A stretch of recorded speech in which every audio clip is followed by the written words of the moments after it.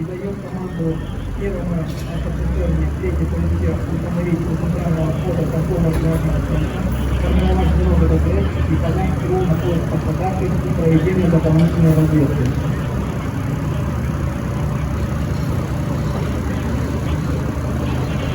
Второе отделение третьей парадной части дает команду подать КРУ на осуществление сборного пожара на третьем этаже здания.